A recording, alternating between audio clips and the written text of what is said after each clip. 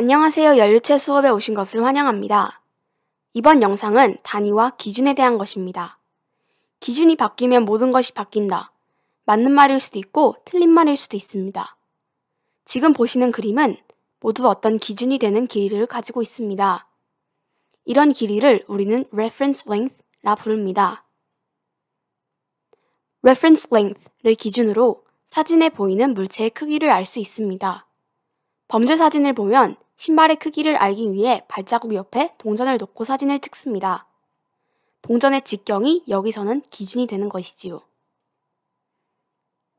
행성의 크기를 비교할 땐 지구의 크기가 사용되기도 합니다.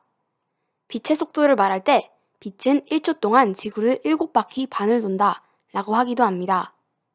고고학적 발견을 했을 땐 급한 경우에는 사람의 키 또는 손바닥 길이를 이용하기도 합니다.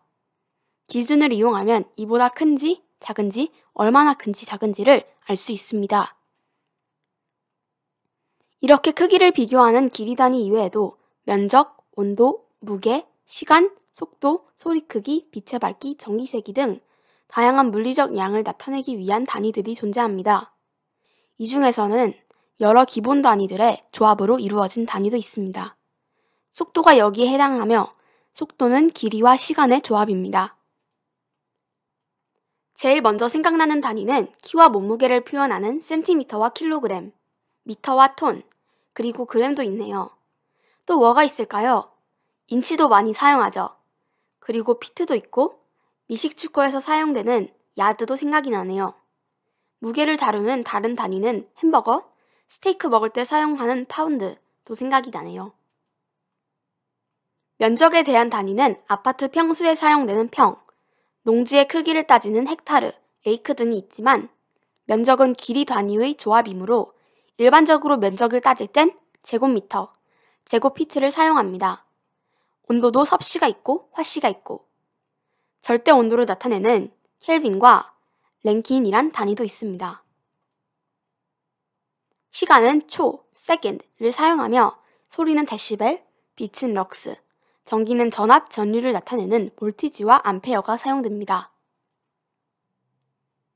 속도는 기본 단위는 아니지만 많이 사용하는 단위이니 일반적으로 킬로미터 per hour, 미터 per second 또는 mile per hour, knot 등과 같은 단위를 사용합니다.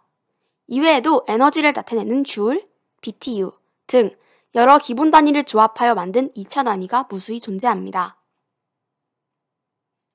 이 중에는 익숙한 단위도 있지만 익숙하지 않은 단위도 있습니다. 왜 이렇게 다양한 단위가 필요할까요? 그 이유는 바로 익숙함입니다. 우리는 길이 단위로 센티미터와 미터를 사용하는 것에 익숙합니다. 키가 얼마죠? 하면 176cm입니다. 하면 대충 얼마나 큰지 감이 오죠. 그런데 인치와 피트에 익숙한 사람도 많이 있습니다. 오히려 직관적이기도 하지요. 인치는 손가락 한마디의 길이이며 피트는 성인 기준의 발크기입니다. 자, ruler 없이도 신체 일부를 이용하여 길이를 측정할 수 있습니다. 자라는 우리나라 고유의 길이도 있네요.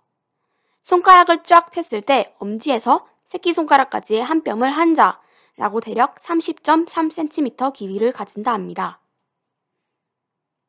방의 크기는 한 발로 재어 30피트다 라고 잴 수 있지만 축구장 크기를 잴 땐 한 발 한 발 재는 것보다 걸음의 수를 재는 것이 더 편하겠죠.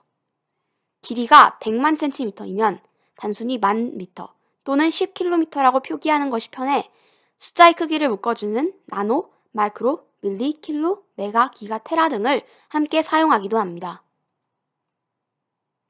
사는 나라가 다르면 다른 돈을 사용하는 것과 같이 어디에 사는지에 따라 어느 단위는 익숙한데 어느 단위는 생소할 수 있습니다. 단위는 두 가지로 분류되는데 하나는 English Unit이고 하나는 SI Unit입니다.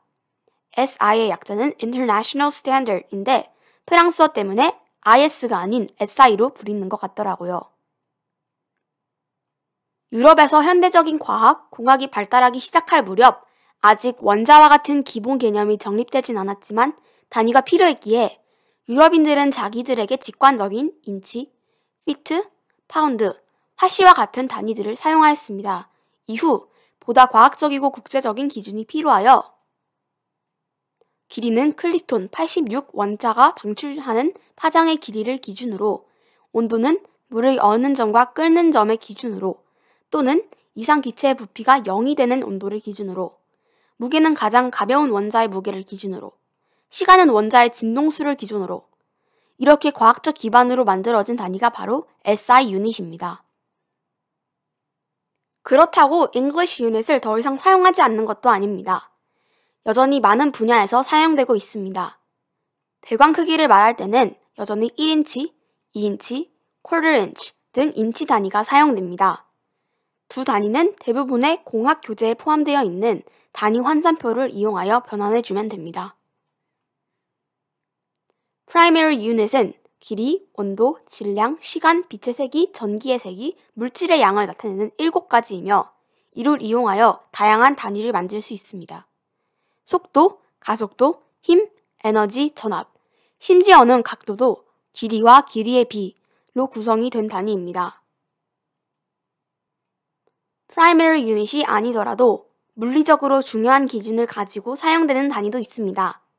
예를 들면 압력의 경우 대기압을 기준으로 이보다 큰지 작은지를 표현하는 상대 압력이 있고, 완전 진공 상태를 기준으로 압력을 표현하는 절대 압력이 있습니다.